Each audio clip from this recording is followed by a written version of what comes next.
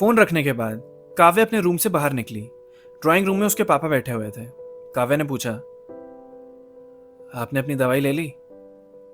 आपकी दवाई का टाइम हो गया है। मुझे पसंद नहीं है दवाई खाना। जिंदा रहना पसंद है तो दवाई तो खानी पड़ेगी। काव्या बेटा, हम दोनों कब तक ऐसे उखड़े उखड़े बात करेंगे? मैं तो सही से बात कर रही हूँ। I am okay. अच्छा, संयम से कैसी बात चल रही है? शादी की डेट निकलवा दें? आपकी मर्जी है, आपको जैसा ठीक लगे कर दो। तुम्हें अभी नहीं समझ आएगा, पर मैं तुम्हारे भले के लिए ही सोच रहा हूँ। संयम मेरे सबसे खास दोस्त का बेटा है। मैं उससे ज़्यादा भरोसा और किसी पे नहीं कर सकता। तुम्हें बाद में ही पता चलेगा कि मेरा फैसला सही था। हाँ, मैं तो कुछ कह भी नहीं रही हूँ। आपने सोचा है तो अच्छा ही सोचा होगा। बात चल रही है मेरी संयम से, सही लग रहा है अभी तक तो। आप दवाई खा के टाइम से सो जाना, नहीं तो फिर सर में दर्द ना उठ जाए। और अभी तक मम्मी को सॉरी नहीं बोला है आपने। वो सॉरी का वेट कर रही है। इतना कहकर काव्या अपने रूम में आ गई। वहां आरव ने अपने फ्रेंड हर्षित को कॉल किया। उससे कहा, हर्षित सुन, एक हेल्प चाहिए तेरी। हाँ भाई, बता ना क्या हुआ इस वक्त तेरा कॉल?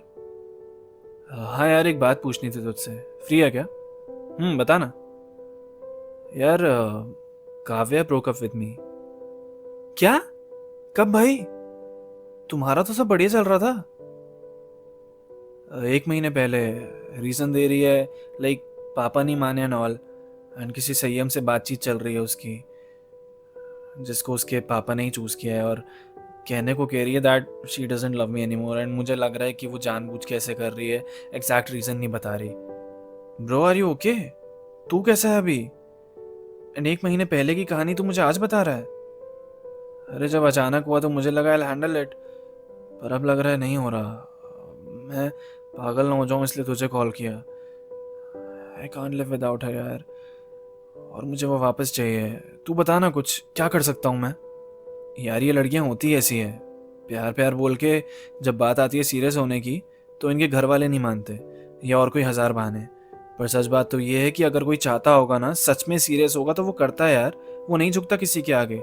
वो करेगा फाइट तेरे लिए, और उसने फाइट ही नहीं करी तो कोई पॉइंट ही नहीं है उसको वापस पाने का। सो आई वुड सजेस्ट, उसको पाने के बारे में सोचने से अच्छा यू शुड मूव फॉरवर्ड। जिसने तेरे बारे में नहीं सोचा, तू भी मत सोच उसके बारे में। उससे बढ़िया मिलेगी यार तुझे। यार, उससे बढ़िया का पॉइंट नहीं है, मुझे वही चाहिए। I think I should try. कुछ वेज होते होंगे ना, तू बता ना कुछ, जिससे डेस्परेट भी ना लगूं और उसको भी लगे that she is doing wrong. भाई, तू प्यार में है। हम लड़कों की यही तो प्रॉब्लम होती है कि हम इतना सोचते हैं। लड़कियां बहुत जल्दी मूव ऑन कर जाती है भाई। तू खुद सोच, उसने तेरे से अभी ही क्यों ब्रेकअप किया? पहले क्यों नहीं किया? मैं बताऊं क्यों? जिस लड़के से उसकी बात चल रही है ना, उससे उसकी बात अभी स्टार्ट नहीं हुई है। तेरे होते हुए वो उससे बात कर रही होगी, और जैसे ही दोनों का बॉन्ड बनने लगा और वो पसंद आने लगा, उसने तुझसे ब्रेकअप कर लिया। और हो सकता है ये घर वाले नहीं मानने वाला रीजन बस एक बहाना हो सकता है उसने अपने घर पे बताया भी ना हो। ये सब तरीके होते हैं यार पीछे छुड़ाने के, और लड़कियां माहिर होती हैं इनमें यार। और चल, मान भी लिया कि उसने तेरे लिए घर पे बात की भी, और घर वाले नहीं माने। एक बार में कोई भी नहीं मानता, ऑब्वियस सी बात है। तुम्हें थोड़ी सी तो फाइट करनी पड़ती है। तुम्हें कोई चीज़ चाहिए तो जिद करनी पड़ती है। अब मान ले तेरी सैलरी 1 लाख है, और उसके पापा 60,000 वाला बंदा ढूंढ के लाते हैं। वो कभी उससे करेगी शादी? सवाल ही पैदा नहीं होता। वो तब लड़ेगी भाई तेरे लिए। वहीं 2 लाख का बंदा ले आए तो लड़ाई आधी हो जाएगी, और दूसरी बार में तो वो खुद मान जाएगी। तो मत पड़ भाई पीछे। आई एम श्योर तूने 1 महीने में कोशिश तो करी होगी उसको अप्रोच करने की। कोई फायदा नहीं हुआ ना? दर्द होगा, बट ट्राई कर एक्सेप्ट करने का। She is gone for good man. हाँ, हो सकता है तू सही हो, पर वो काव्या है यार, वो ऐसा नहीं करेगी। तू भी तो अपनी एक्स के साथ वापस रिलेशनशिप में आया था। हाँ, इसीलिए कह रहा हूँ, अच्छा नहीं होता है। हो गया ना फिर से ब्रेकअप मेरा। मैं मूव ऑन नहीं करना चाहता यार उससे। तू बता, तूने क्या किया था कि तेरी एक्स वापस आ गई थी? देख, वैसे तो पर्सन टू पर्सन डिपेंड करता है, और उसका रीज़न भी कुछ और था। बट तू इतना कह रहा है तो जो मैंने किया था वो ट्राई कर सकता है। बस कहीं से ब्लॉक तो नहीं है ना तू? नहीं, ब्लॉक नहीं हूँ। और इस 1 महीने में मैंने उसे अप्रोच करने की बहुत कोशिश की, कॉल्स किए, मैसेजेस किए, बट नो रिस्पॉन्स। वैसे तो तुझे नहीं करने चाहिए थे इतने कॉल्स और मैसेजेस, बट ठीक है, हम परेशान होते तो कुछ समझ नहीं आता। पर अब इस बात का ध्यान रखियो कि नो कॉन्टैक्ट रूल फॉलो करना है। उसको तुझे मिस कराने का टाइम दे। She knows you want her, तो वो और तुझे चेज करवाएगी। हो सकता है तुझे उदास देखकर उसे अच्छा लगे। कुछ लोगों को मजा आता है ऐसे देखकर कि मैंने छोड़ा तो बेचारा मूव ऑन ही नहीं कर पाया। वो खुद को बड़ा स्पेशल कंसिडर करने लगते हैं। तो खुद को हैप्पी दिखाना चालू कर, भले तू है नहीं फिर भी।